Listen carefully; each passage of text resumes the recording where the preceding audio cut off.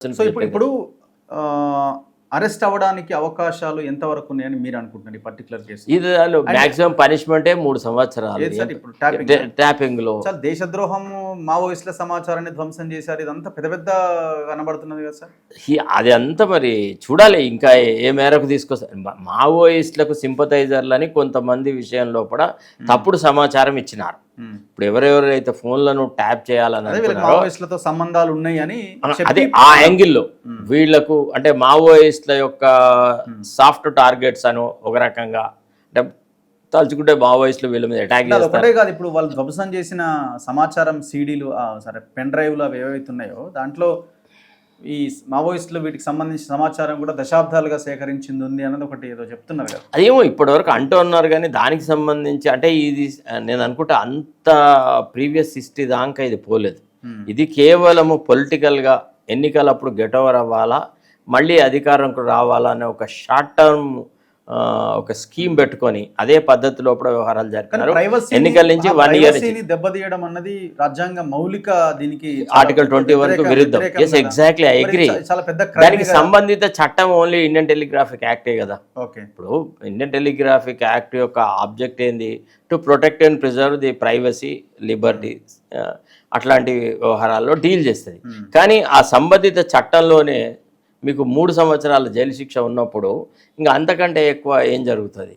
So ఇది ఇక్కడ ఏంటంటే పబ్లిక్ లైఫ్లో ఎవరెవరు హీనాతిహీనమైన పనులు చేసినారు, ఎవరెవరు తమ పదవి బాధ్యతలను దుర్వినియోగం చేసినారు, ఎవరెవరు ప్రజల నమ్మకానికి సరిపోరు, ప్రజలు మళ్ళీ వీళ్ళ మీద ఎట్టి పరిస్థితులలో మీరు నమ్మకం ఉంచకండి అని చెప్పడానికి ఒక లార్జర్ పర్పస్కు సర్వ్ అవుతుంది ఇది. కాబట్టి ఇది సిబిఐకి ఇప్పుడు ఫర్ ఎగ్జాంపుల్ రేపు కేసీఆర్ని ఎగ్జామిన్ చేయాలి మనలో మాట, తర్వాత కొంతమంది మంత్రుల్ని. ఇప్పుడు ఒక పద్ధతి ప్రకారంగా చేస్తే కేటీఆర్ కూడా ఇందులో వస్తాడు. అందరూ వస్తారు. ఎందుకంటే ఎట్లా వస్తారంటే చెప్తానండి. ఇప్పుడు వాళ్ళు ఏం చేసినారు, ఒక ఫస్ట్ ఒక 5-6 అని అనుకున్నారు.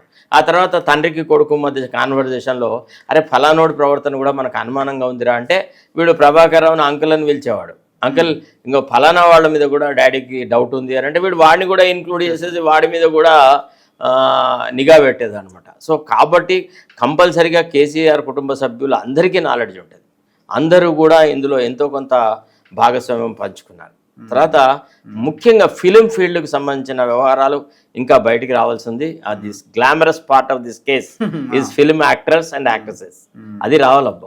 బాలీవుడ్ దాకా పోయిందని అంటారు, తెలియదు మరి అది ఏమో కానీ కొంతమంది హీరోయిన్లు మాత్రం చాలా దారుణంగా మోసపోయినారు. వాళ్ళ వ్యక్తిగత జీవితాలను మాత్రం సర్వనాశనం చేసినాడు. అంతవరకైతే డౌటే లేదు. అంతేనా? ఎస్ 100% చెప్పగలుగుతారా? పక్కగా చెప్పగలను.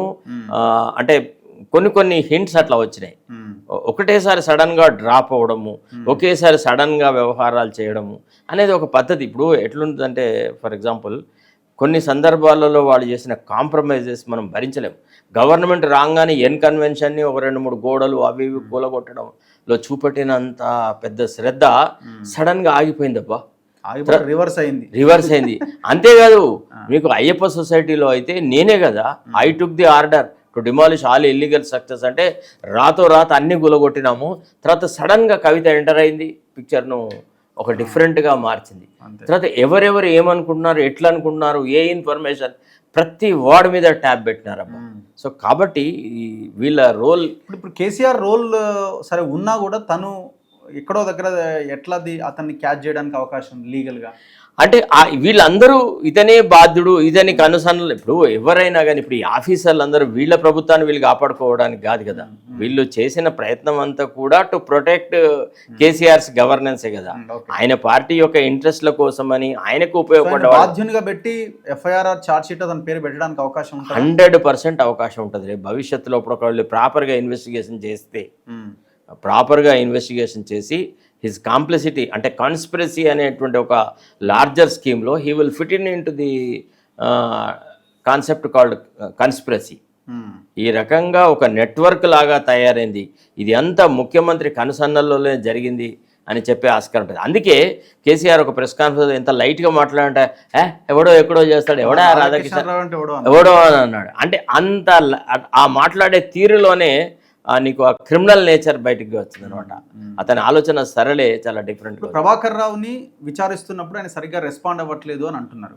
డెఫినెట్లీ సిట్ సుప్రీంకోర్టుకి వెళ్ళి ఆయనకున్న ఆ రిలాక్సేషన్ని తీసేయిస్తే తప్ప కస్టడీలోకి తీసుకుంటే తప్ప నిజాలు రావు అని. కస్టడీకి దీనికి ఏం తేడా? ఏం ఉండదు. కస్టడీకి తీసుకున్నా ఆయనను ఎవడు కొట్టడు, ఆయన మీద ఏ రకమైన ప్రెషర్ పెట్టడు.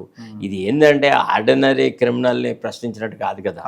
ఇప్పుడు ఇంత పెద్ద కాన్స్పిరసీలో high profile fellow and IG ర్యాంకులో రిటైర్ అయినాడు. ఇవాళ ఆయనను ప్రశ్నలు అడిగే వాళ్ళందరూ ఆయన కనుసన్నలలో మెలిగిన వాళ్ళే.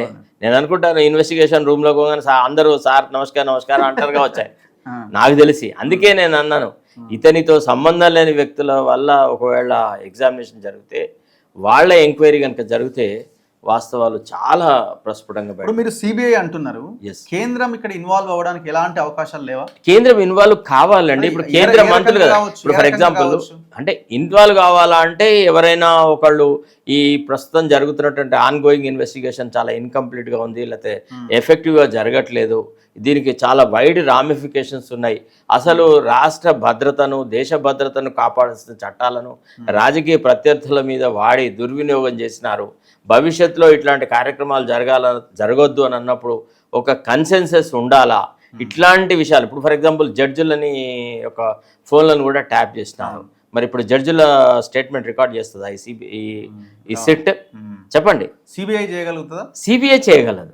సిబిఐకి ఆ ప్రొఫైల్ ఉంటుంది, ఆరా ఉంటుంది అనమాట. అంటే ఒక పని సాధించడానికి ఇప్పుడు మనం ఎట్లుంటుందంటే యుద్ధానికి పోయేటప్పుడు ఏదో చిన్న కట్టెను పట్టుకొని పోతుంటుంది, చేతిలో గన్ అయితే ఉండాలి కదా. తర్వాత కాబట్టి ఆ ప్రొఫైల్ లేదు ఈ సిట్కి. కాబట్టి అది సిబిఐకి పోవడమే సముచితము, న్యాయం, ధర్మం. దాంట్లోనే సత్యం బయటకు వస్తుంది. ఇతరత్ర మార్గాలలో రాదు.